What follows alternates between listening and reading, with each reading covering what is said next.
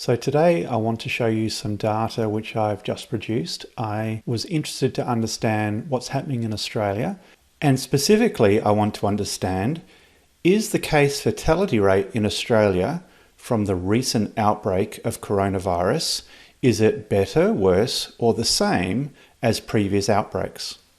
Intuitively, I believed that the data was saying that the infection fatality rate was much lower, but I wanted to understand the data, and hence I went ahead and produced this report.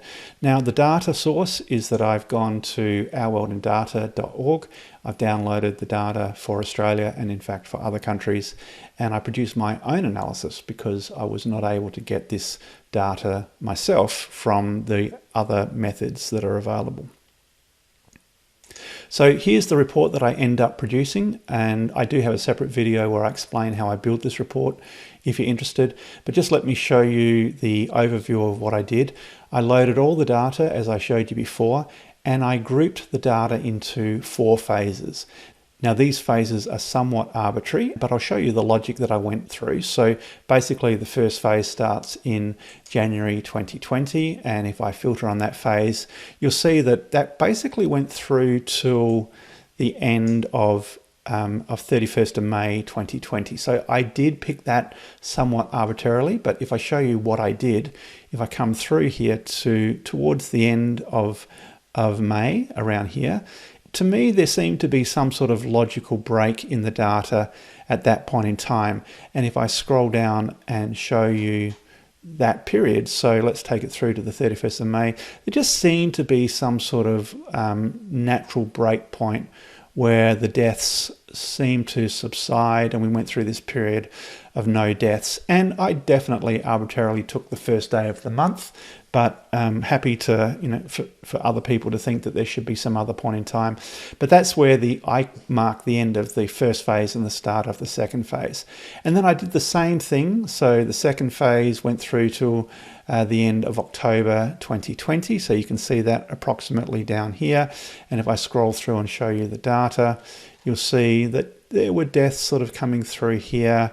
And then it's just started to peter away. And so once again, I picked this as the start of phase 3. So phase 3, we pretty much had little or no COVID transmission in the community. There were certainly some cases through hotel quarantine from people coming in from overseas, as indeed there were a couple of deaths that were related to that. But we went through an extended period of little or no deaths here in Australia. And so then very recently things have started to take off again, as you can see over here.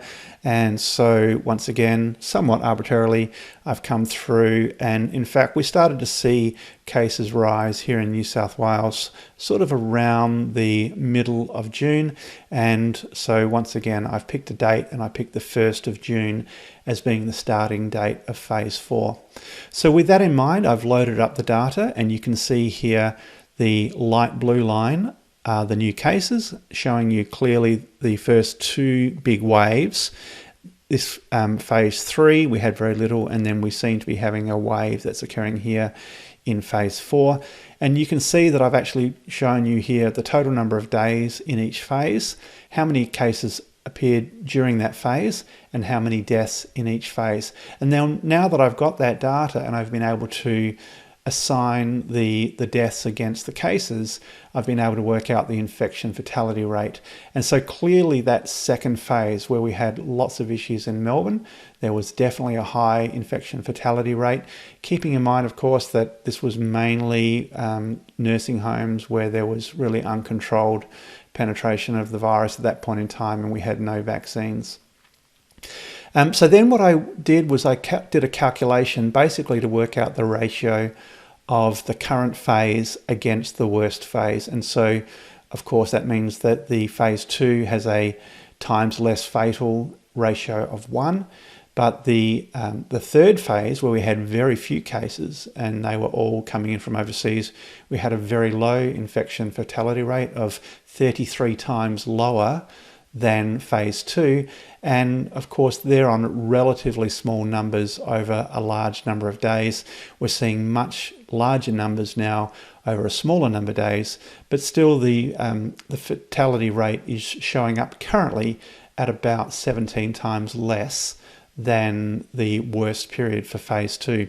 But then if you come down and have a look at the data, you can clearly see here that the blue line, this light blue line, is a lead indicator of deaths. Well, it certainly was in phase 2. And in fact, if I hover here, you'll see that we were sort of 44 days into the phase at some point in time when the deaths started to kick up a little bit. And so the question is, will the same thing happen this time?